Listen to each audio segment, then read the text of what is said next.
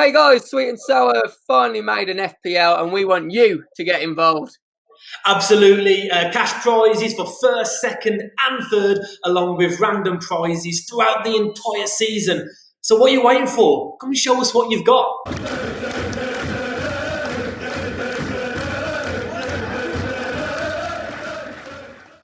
Hello, everybody. Welcome back to Sweet and Sour Soccer, and we have a very impromptu transfer talk for you because there's been two or three developments in two or three different stories, it seems, in the last hour or two. Before we come to that, you might have seen our advertisement for our FPL Prize League. Don't forget, the first video next week, we are going to be announcing the first winner by a random name generator. You've got to be in the league. Check out the code in the description and also subscribe to enter and maybe win. But now, down to the serious business. We've got three stories for you, which I'm sure you can see on the thumbnail. And Scott, some of these are, well, actually, all of them are incredible transfers or sums of money. Should we dive straight in with the big one, Mr. Grealish? Yeah, it's an incredible £100 million bid reportedly been made. Of course, it's going to smash the previous British transfer record, which of course was someone else we're going to cover in a bit, Paul Pogba, 89 million. That was back a few years ago. So Jack Grealish, 100 million to Man City. It's been rumoured for quite a bit, hasn't it? Signed a 5-year deal last year. Villa apparently ready to offer him another. But I think even when that deal was signed, I think there was a mutual agreement, it was called at the time, that if an offer came in of a certain amount, that they wouldn't stand in Jack's way if he decided to go. Surely 100 million would be suffice. Yeah. You've got to think, surely. I mean, you've definitely got to think that'll be enough. Yeah, and it's an interesting one. Some Villa fans, I've seen a clip actually of last season when he obviously decided to extend his contract, saying how he believed in the project that they were building. And I think I can kind of understand Villa fans' frustration on this one a tiny bit, in the fact that I really think Villa thought it was a year that they were going to progress and push on. Yeah. But let's be honest, 100 million, if Villa get this right and spend it right, let's not forget they very nearly went down, not last season, the season before. This should make them a stable Premier League club for the future, which they can then build on and progress on. That's it. Like, they stayed up because of a dodgy VAR goal against Sheffield United, I want to say. Now, this video isn't about putting Villa down, although I'd love to be able to do that. You can't hold this against Grealish. It would be like holding Maguire accountable for his Leicester move, even though he gave them an extra year. Idrissa Gueye at Everton gave them another year before going to PSG. Yes, Grealish signed a new deal in the summer last September. But it's Manchester City. We know he's a Villa boy. He's got the accent. He grew up supporting the club. He could have left 3 or 4 years ago when they went down to the Championship. They were there for longer than they wanted to be. They turned down big bids from Tottenham, and he said, he wanted to go. I feel like he's done his time at Villa. Any Villa fan that has a go at him for leaving, like if he left to go to Tottenham or let's say an Everton or West Ham, with all due respect, you could understand that. But Manchester City, you can't hold one of your own against that. We didn't. I mean, Villa might push on and win a trophy. They could have won a trophy, perhaps an FA Cup, or got into Europe with Jack. But at the end of the day, we're not talking about getting into Europe or winning one trophy. Jack Grealish is going to go on, and he deserves to go on to win many, many trophies if this bid's accepted. He deserves to be at the top of the Prem. He deserves to be at one of the top clubs in the world, and I think Villa fans would agree. I mean, let's touch on some of the stats on why it's going to be a good deal to City, because I know you've got a few. 100 million's a lot of money, but when you look at the stats, what they're buying is just an absolutely amazing player. Well, you've got to think these stats are per 90. He was first in fouls won. I mean, that could be first across Europe alongside Messi. He's that good at drawing in fouls. And can you imagine how many he will win in a City team? I know you could argue he won't get the ball as much, but that tick-tack passing around the penalty area, they could score 12, 13 goals from free kicks next season. It's just incredible.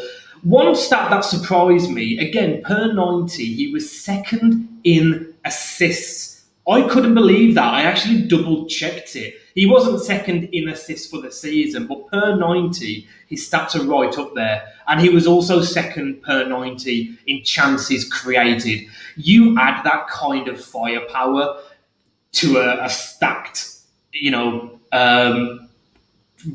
like it's almost like you're playing Football Manager, isn't it? It's like having Messi and Rivaldo and all these players in the same team, and then just sprinkling on Kaka and all these players. That's back in the day, yeah, definitely. It's just criminal. But I think stats aside, the one thing I'd finish on myself is the fact that when you look at what happened to Villa when Jack Grealish had his injury problems towards the end of the season, they were the proper dropped off. They lost a lot of their creativity and lost a lot more points without him. And I think that just brings the real testament to what you're getting with Jack Grealish. So absolutely, a lot of money, but I think justified. Someone said in our group yesterday, it's a predominantly Wolves group, they said that they hope that this transfer goes ahead so they can stop hating Grealish and appreciate the player he is. And listen, for every Birmingham fan, Wolves, throw out any team you want, West Brom, I can't wait if this move happens because, I mean, I love Grealish, but you have to hone it in a little bit, but I love this guy. I think he's a breath of fresh air and such a great player. Speaking of a player that is apparently great, I'm not his biggest fan, but that's Paul Pogba. We know that his agent Raiola is a piece of work. I mean, you have to respect the guy, whether you like him or not. You have to respect the tenacity, going on to TalkSport, calling out all these journalists and that, and just telling them what's what. He's offered Pogba to many clubs. One of them is Liverpool. I was under the impression that they had clauses in their contracts where one player couldn't transfer from either club to and from. The talk on the town is that he's offered them to Liverpool and the club's representatives are interested, but not right now. They're willing to open apparently serious negotiations in January. Of course, he becomes a free agent in the summer. Scott, Pogba to Liverpool. Can you imagine? Oh. I mean, I know United fans already aren't the biggest fan of him, but, I mean, this would just absolutely be the nail on the coffin, wouldn't it, really, if it went ahead. It's an interesting one, though, isn't it? Obviously, as you mentioned, they're not looking at it until January. Paul Pogba, I could be way out with his character, but I feel if he's run this contract down to the final year, he's let's just say I can see it maybe him going more to somewhere like PSG, purely because, he'll run that contract down and then he'll sign for PSG for over 400k a week. We know Liverpool aren't going to be able to offer him that much. I also question whether Liverpool are actually what they're going to have to do to sign him in general. They're probably going to have to break the wage structure. But he has been offered to Liverpool, and Liverpool are reportedly interested. It's definitely one to monitor. It'd be interesting to see if maybe they do decide to try this summer just to see if they can get it done before he does become a free agent. I don't think they will this summer. That's the reports. I think it's more wishful thinking from my part. I just think the fireworks on this between the Liverpool and Man U fans would be a sight to behold, truly. In my heart of hearts, I just can't see it happening. He's got Madrid, a Juve return or a PSV transfer written all over it. But it's interesting, the fact that Liverpool haven't come out and categorically denied it.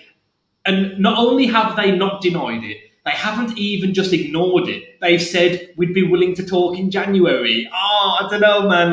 This would be earth-shattering. In terms of Premier League transfers, this would be a big one. It would be like Yeah, definitely one to watch, isn't it? Oh yeah, it goes back to like Cantona from Leeds to Man U and transfers like that. I can't wait if that gets pulled off. We come on to our last story, and just to appease all of you Everton fans, Alan Saint-Maximin has Maxim. I've got that right, haven't I? No, it's not Maxim, is it? It is Maxim. Maximun, isn't it? Maxim. Yeah, Maxim's a magazine, isn't it? Alan Saint-Maximin. That's right.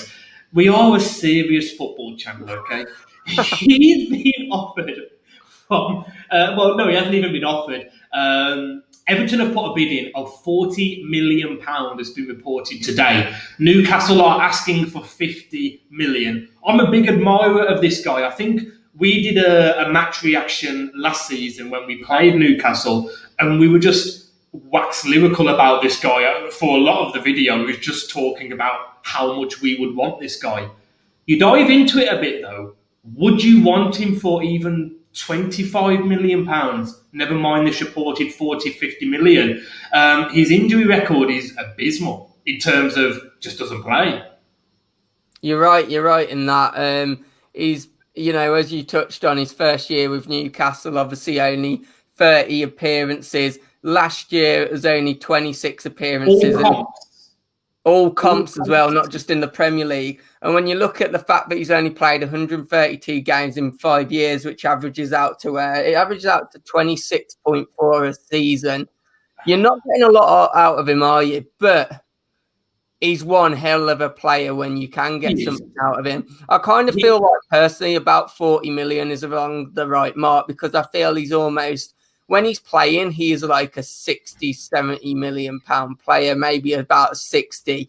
It's his injury record that lets him down, and obviously he puts that price tag a bit lower for me. I'd definitely pay 40 for him. 50, I think you push him, but it'd be interesting to see.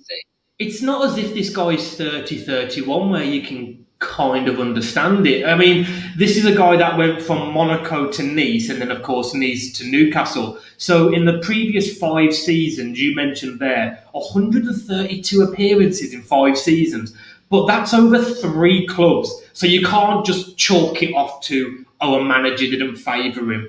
I know he had a bad injury, I think it was in his last season at Monaco, or I think it might have been, or maybe his season at Nice, but there's got to be a reason for that. If you're only playing 26 games a season in all comps on average over 5 seasons at 3 different clubs in 2 different countries, there's an underlying issue there. I mean, Everton fans, let us know in the comments, would you want, you're building a state-of-the-art stadium, you've got other areas of the pitch that I know you'd want to improve as well, although I do know that a winger with pace is high on your priority. Yeah.